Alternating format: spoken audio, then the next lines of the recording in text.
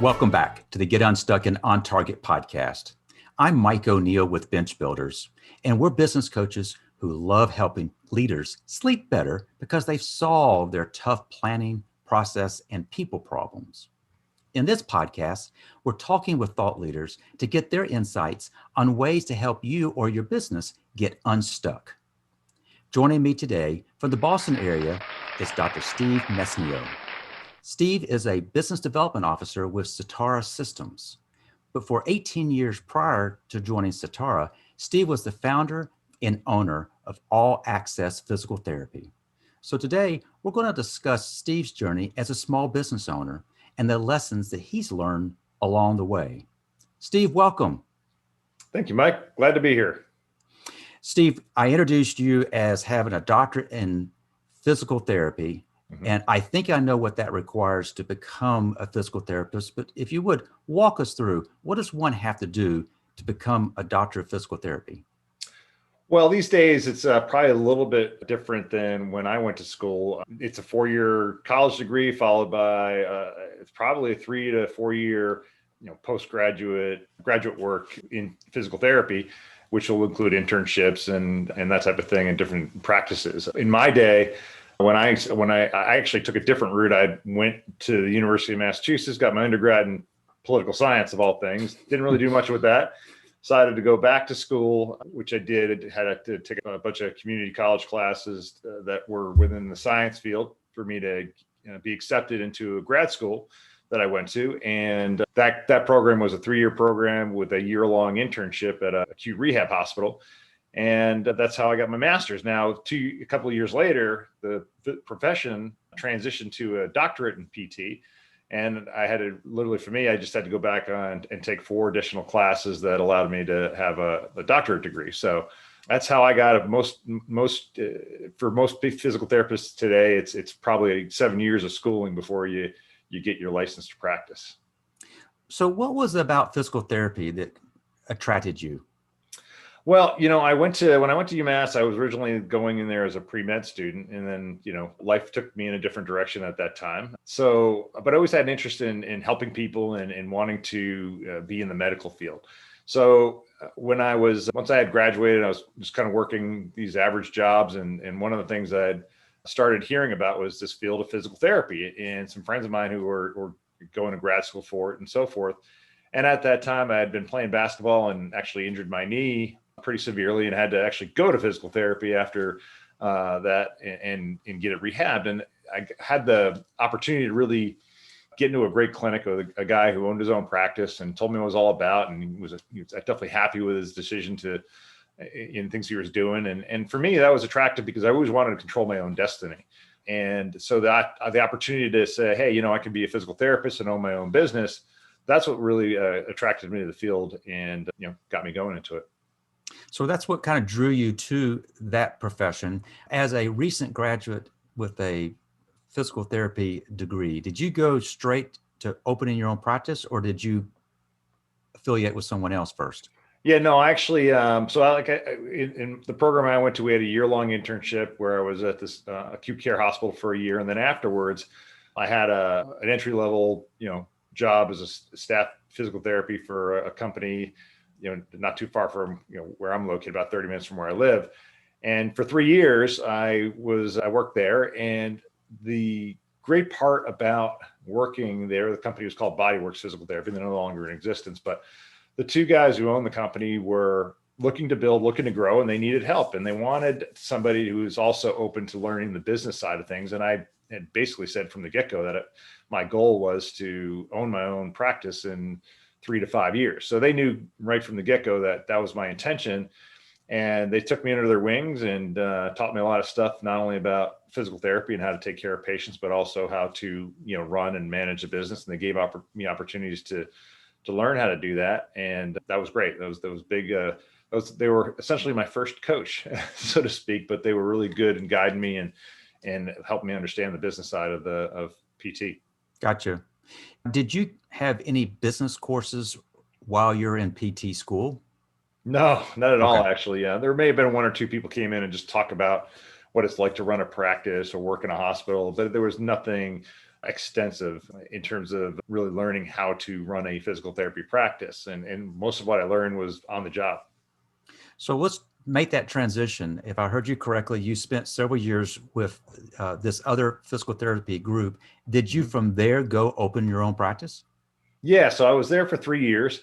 And at the end of 3 years, I just decided that it was time to move on. There were some things I didn't like about the direction the company was going with. And I decided that, I wanted to be closer to home, wanted to spend more time with family. And there was an opportunity in the town I lived in to add another physical therapy clinic. So I started exploring, putting a plan together, found a location inside a fitness center.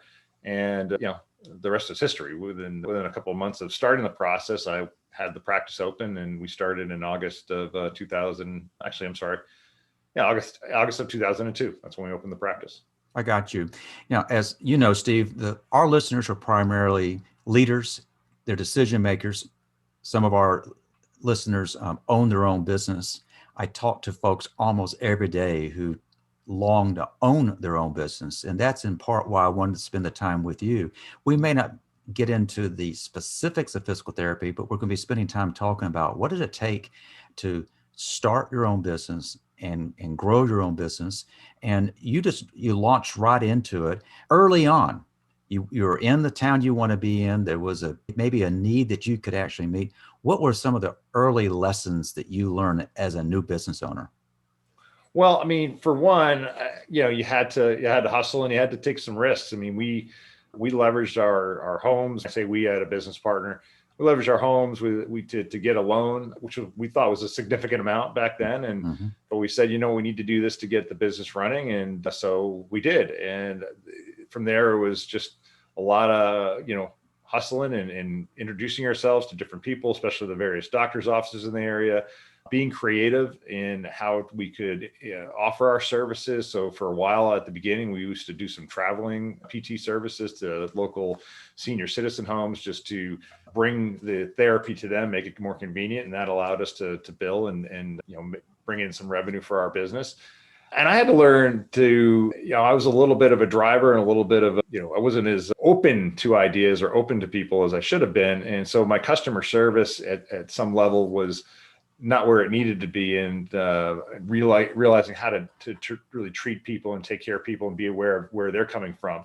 I was a little bit of a bull in the china shop back then. So I had to learn, how to, really see things from other people's perspectives in order to be successful. And that came from certainly working with my business partner who had great skills in doing that and being able to relate to people, but also just in terms of, I guess, stumbling and learning and recognizing that you have to make changes if you're going to succeed. So if I'm hearing you correct, what you're saying is you got to start, and you start by doing whatever you got to do to begin getting folks coming through your door. You started and continued, reaching out to the medical community, looking for those referrals. But you said you also learned relatively early on in the process that your driver tendency might not have fit as well with your clients, and that you had a business partner who that came much more natural to. Yeah. And I was, that's exactly right. And so for me, it was, learning from him, and for him learning from me. He was the driver in the clinic. In other words, he really did well with patients. He had a great personality. People responded to him. And so I had to feed off of that. And at the same time, on the business side of things, he had to learn things from me that he didn't even know and how to handle and manage. So we played off each other pretty well.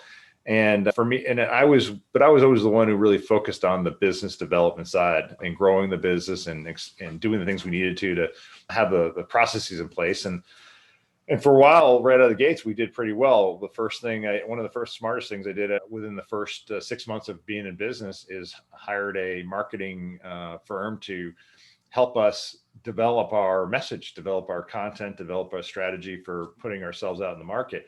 And that really, set us on fire in terms of the number of patient visits that came in, because once we implemented it, it was well received and we were able to grow quickly. So that was a good lesson in terms of just being able to say, hey, I need outside help to improve our marketing process. Hired somebody who really knew what they were doing, who taught me what to do and how to do it. And it made a huge difference for us. Interesting. Now, as you were growing quickly, did that present yet another set of quote problems? Oh, sure.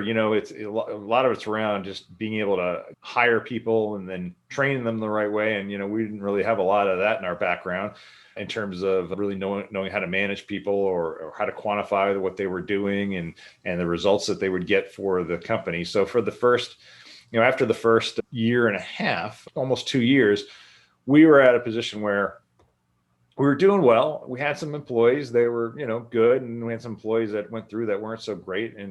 But we were kind of stagnant in terms of where we were going in terms of growth. And Mark and I, unfortunately, were at the time very much, easily distracted. There were other opportunities that presented themselves. And some of those things included real estate investments. Some of those things included owning a different business entirely and trying to get that going. And so, those distractions, took us away from focusing on working on the business instead of just in it.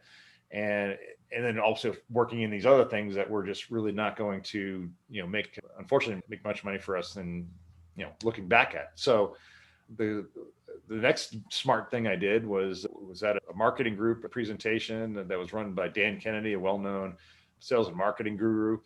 And one of the leaders there took me aside. We had a conversation. And at that point in time, I realized that, we really could use a lot of help in terms of the systems and processes we're trying to put in place to grow our business and do better. And so I hired my first business coach at that time. And it was probably one of the best decisions I ever made. Why would you say that? Why was it the best decision you made?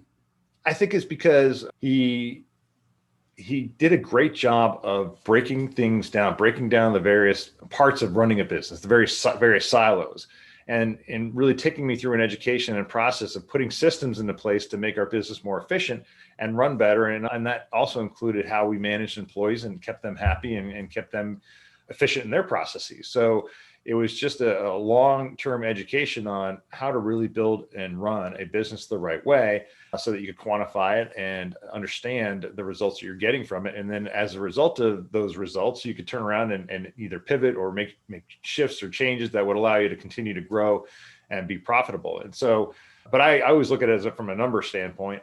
We were at probably doing about $600,000 in gross revenue the year that I hired my coach. And within the following year, we had jumped to $950,000 in gross revenues, which for, a couple of guys who didn't have any really business building background, that was a huge step for us.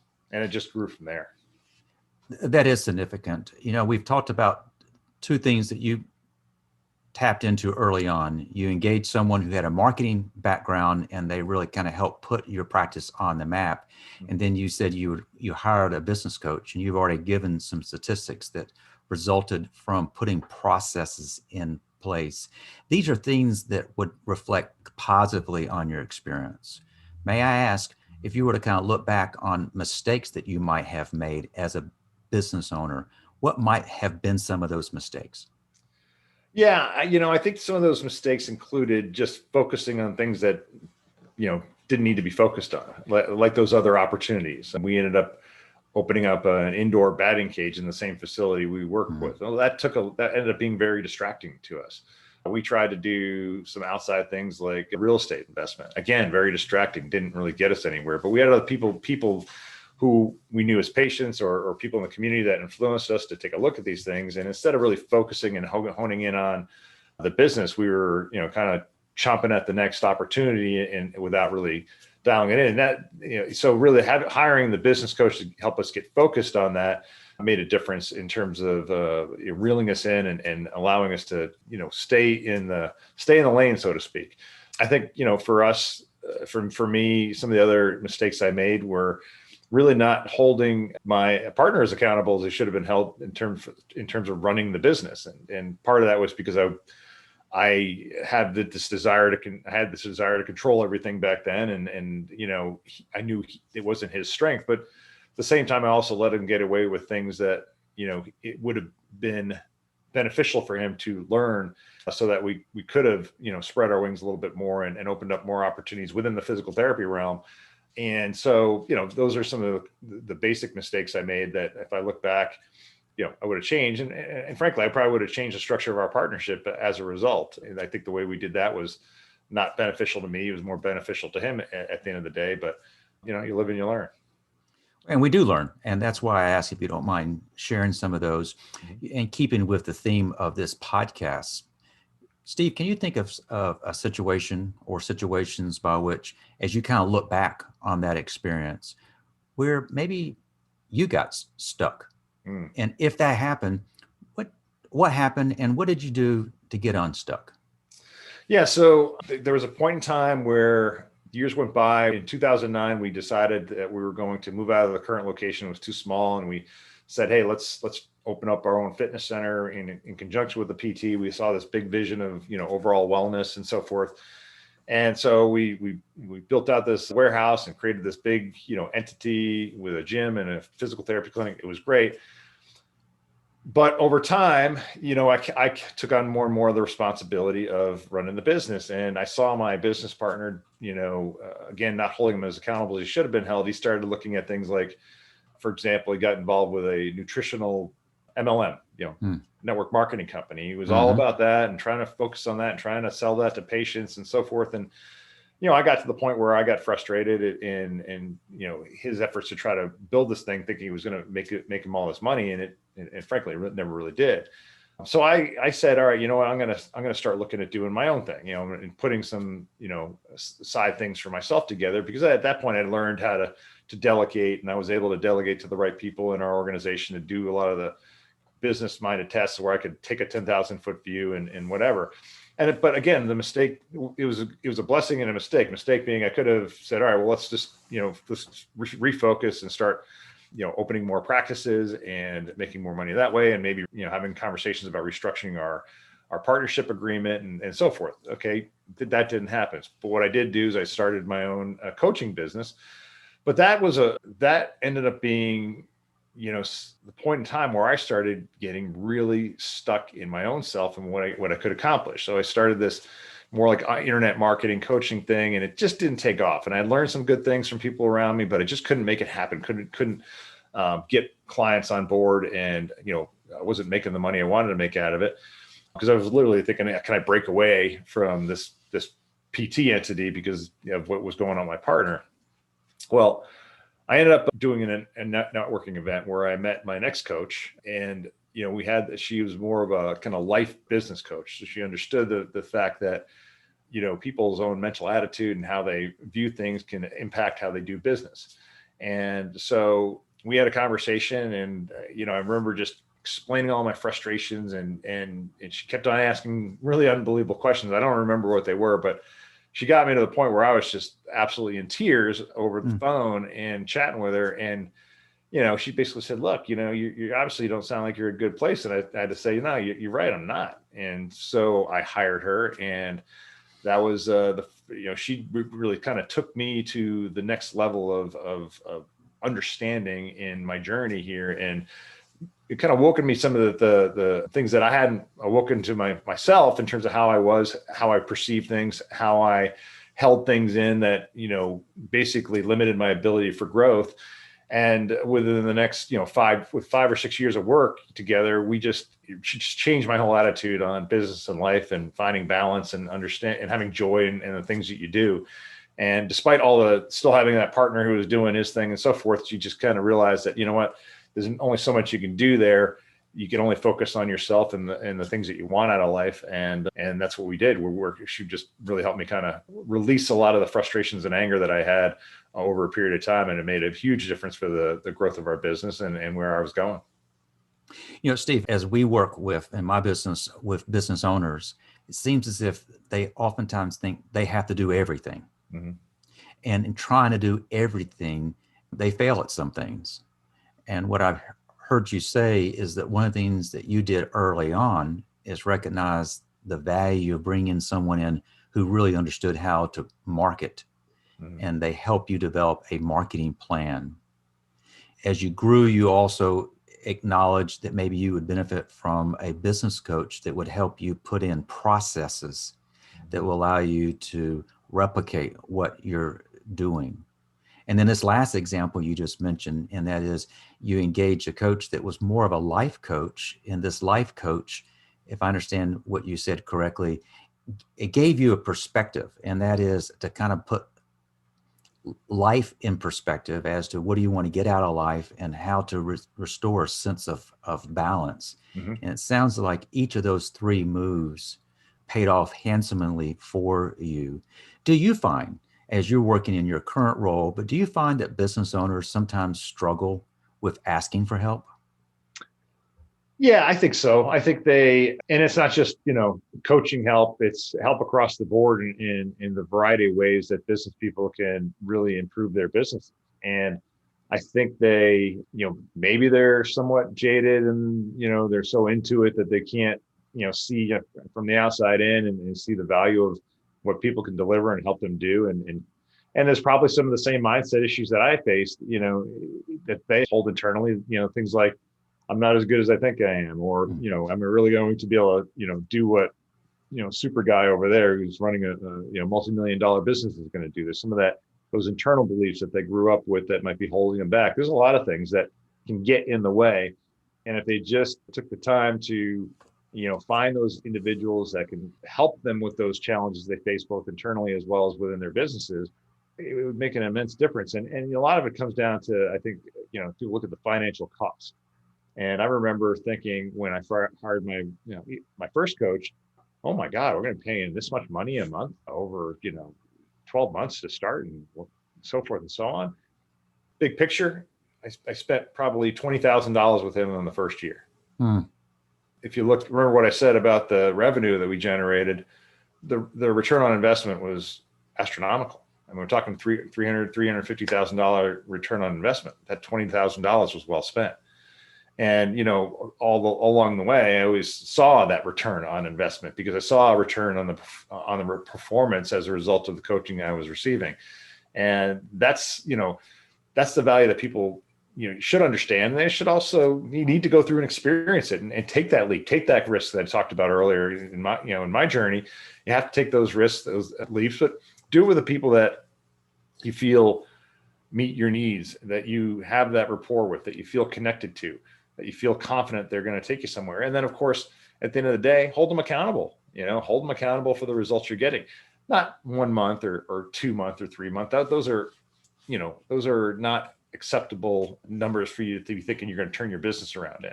But if you looked at hiring somebody for a full year and didn't see the results you wanted, didn't see the, return on investment you wanted, well, that at that point in time, you may have to make a decision to move on to somebody else. That's okay. That's part of business, part of learning. It's part of understanding who's good and who's not good at what they're doing to help you along your journey. Sometimes you spend money you don't want to spend and it doesn't turn out the way you want to, but if you keep on working at it and finding the right people, networking with people, being open to other people, you'll eventually find those people that can actually, take your business to a point where you never thought you'd be.